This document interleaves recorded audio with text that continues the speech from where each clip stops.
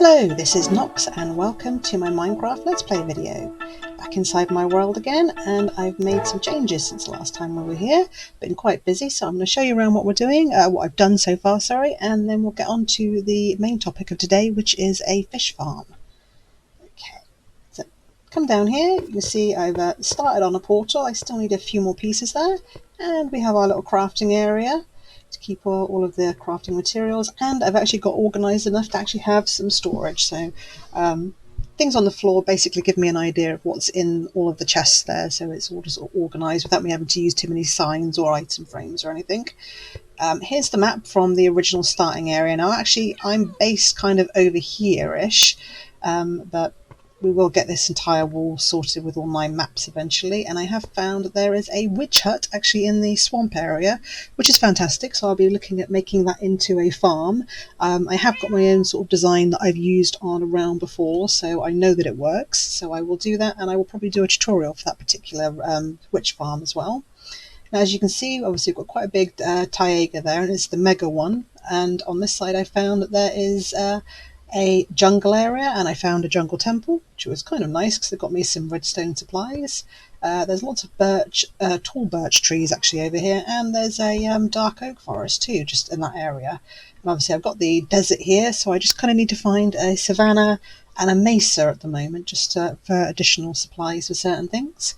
As you can hear, yes, I've got my cat.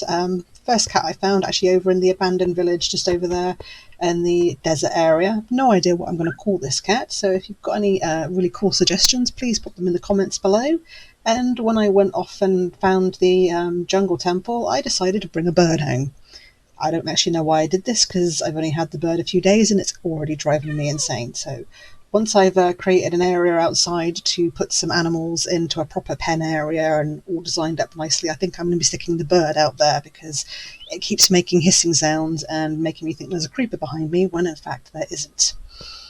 Okay, I've got my enchanting book table at the moment. No more bookcases. I need to get lots of leather and paper for that. And this area here will actually be This area here will be a spiral staircase going up into the actual mushroom above once I get started on that.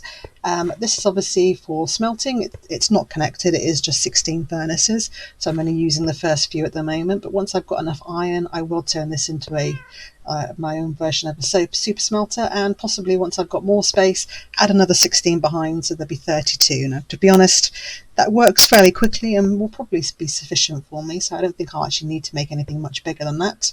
On this wall here, eventually I will be adding automatic sorting for the mining area that is below, so I can go over to a certain station in the mining area which is down there, and then it will just pop everything up here and put it into chests for me, so I won't need to worry about it.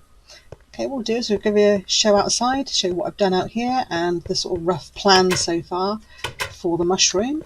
You can see I've got a few animals here and a little bit of crops going on and some sugarcane action, and just up here I've actually planned out the start for the mushroom. So this circle going around here is actually the base of the mushroom, and this is as close in as it will come, so it'll still give me plenty of space to have the spiral staircase going all the way up. And I'm planning on making it to go up to about 100 before I start putting in the actual top of it. So the actual stem or trunk of it, we may say, will actually be up to about 100, and then the dome of the actual toadstool will be above that. Now I've decided I want to use terracotta, possibly the grey and maybe some white terracotta for the actual stem area, which means I do need to find a mesa. I have had a look on Chunk Base. There is one, but it's a little way from here, so I may actually wait until the next episode when we actually go to the nether to actually find the right coordinates in the nether to actually get me there a bit quicker rather than travelling over the land. Okay, I'm going to head down here. This is where I'm actually going to put this fish farm. Now, as you can see from the size of this already, it's not your standard small little AFK fish farm, even though it can be used as an AFK fish farm. It's a different design that I found was actually recommended to me on YouTube from JC Plays, and he actually got the original design and tweaked it slightly from only 21. And this particular design is obviously bigger than most of the others because this whole area needs to have water in it, and we've got all of this space as well.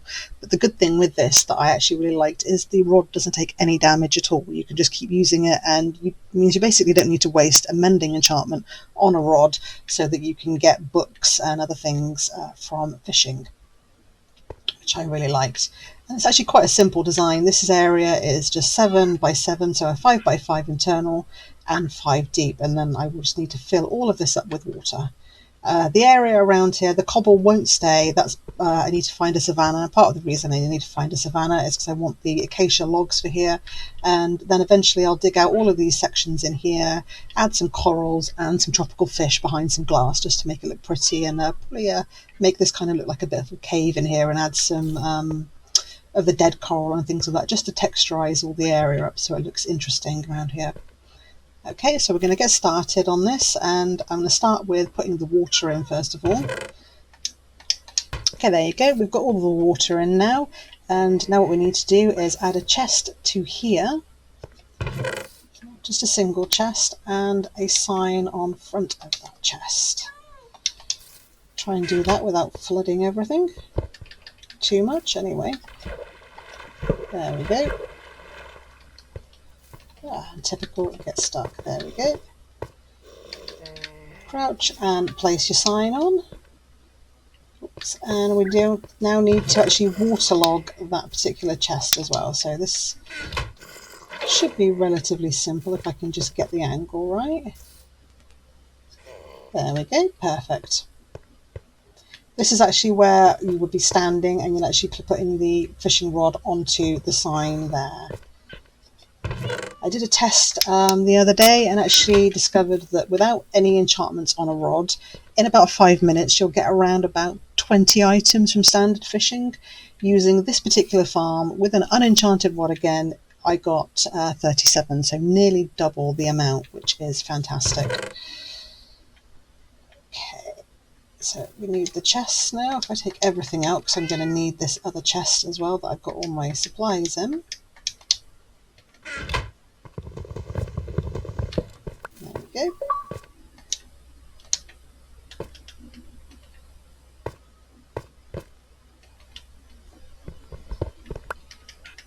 And we'll put the chests just here. Now in the video it actually has them going this way, but I'm just doing it this way around because this is easier for me, and it's where I want to have the items. So then you crouch place and put your hopper in. And then you need to put in a hopper minecart, which is why I needed the rails. So if we pop that in, and oh, this may be a little bit more tricky to get that. I might have to break this to try and get the rail.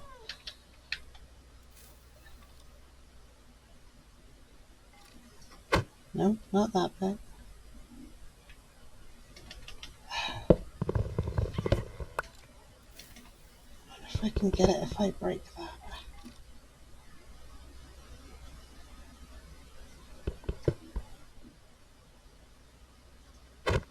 Nope, not what I wanted to do. Oops, that's gone in there, hasn't it?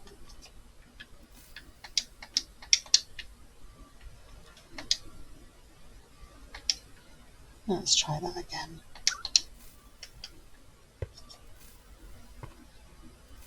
Just need to get the right angle to actually get the hopper minecart out.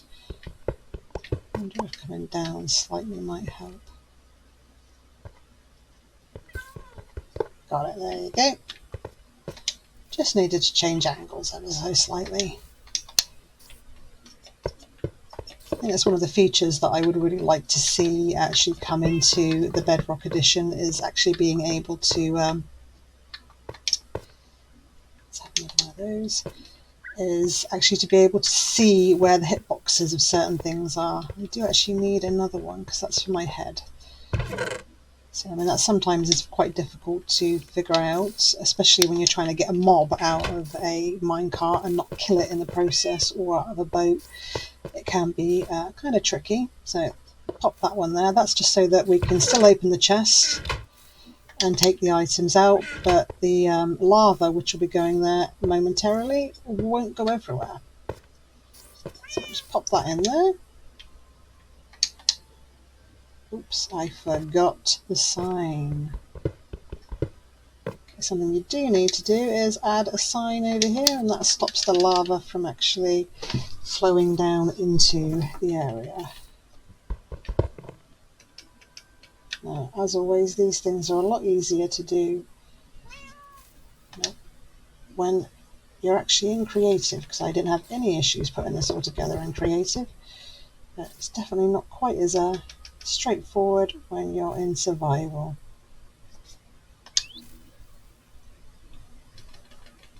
But bear with me a second whilst I do this, and I will show you it when I'm done. Okay, and we're back. There you go. I actually managed to get that in there this time. So that's sorted. Let's put this half slab back. And there we go. Then what we do is we put the lava just there. Now I believe it's something to do with the lava that actually prevents the rod from taking any durability damage, which is, like I said, a very good feature, so you're not wasting valuable mending books on a fishing rod. Now what we need to do is to prevent me or anybody else doing this falling into there, is we need to pop a half slab there, I think. Is it there? No, it needs to be above my head. Silly.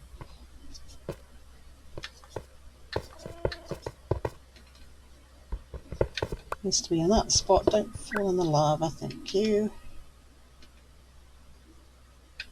If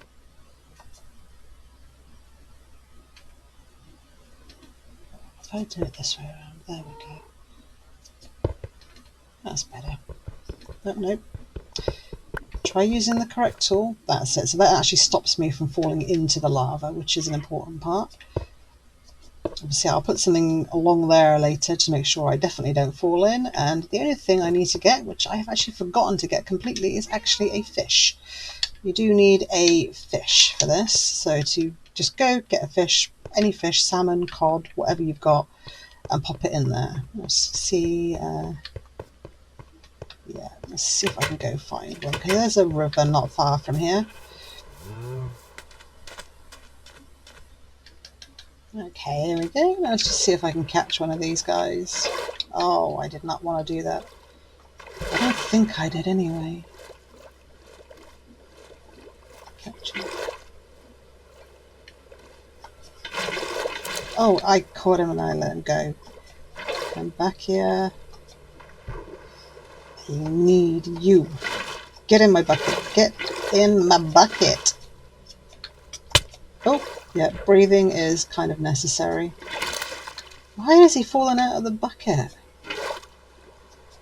Gotcha. There we go. There we go. Go up, my fishy. Okay, we'll see you back at base when I'm going to stick him in his little new home.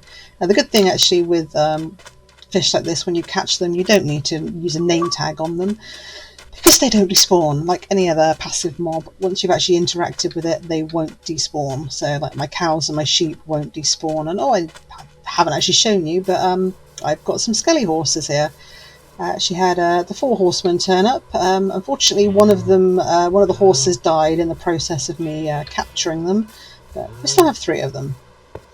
And that's kind of nice. That means I don't have to worry about using saddles on them, even though I do have some saddles. So here we go. Now we just need to pop the fishy in there, and that's it, done. It is as simple as that. It should only take a few minutes. Obviously having a bit of a hassle with the putting the sign down, but that is basically it. Now I will leave a link in the description to the actual tutorial, so you know you can actually follow it and go through it there. All you need to do is then come and stand here and aim around the middle of that sign, and here we go. Let's see what happens. Let's see what we get. Okay, taking a bit longer. There we go. And as you can see from the bottom bar there, my hot bar, that the rod hasn't taken any durability damage at all. And all of the items will actually go directly through the lava and straight down into the chest. So you don't have to worry about anything burning up, because the hopper minecart underneath will suck it out quicker than it can actually burn up. So we'll just do this for a couple of minutes, and then I'll show you what we've done. Oops, I just actually used durability there, and that was my own fault. Okay, back in a few moments. Okay, so welcome back. I've done about 5 minutes of that, and let's see what we've got. Okay, got quite a few cod there, and a lure 3, nice, saddle, a few other bits, and an unbreaking, curse of vanishing. Well, it's not going to be too much of an issue for me, so that's fine.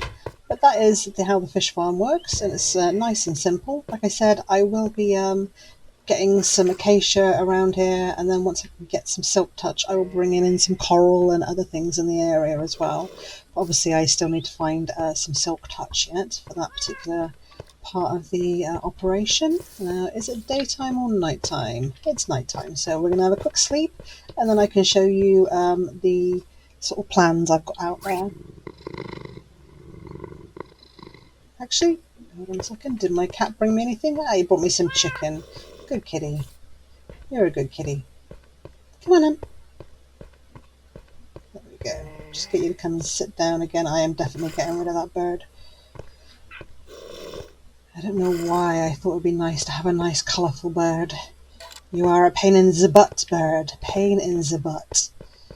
Okay, so I've shown you where the mushroom is going to be. I do have plans to make a kind of interesting looking kind of underground, but you'll have glass on top of it, and it will be in this area here. You'll have 2 sections for some animals, so I'll probably have possibly the cows and the pigs in there, most likely, and 2 other sides will actually be for the some crops in there as well.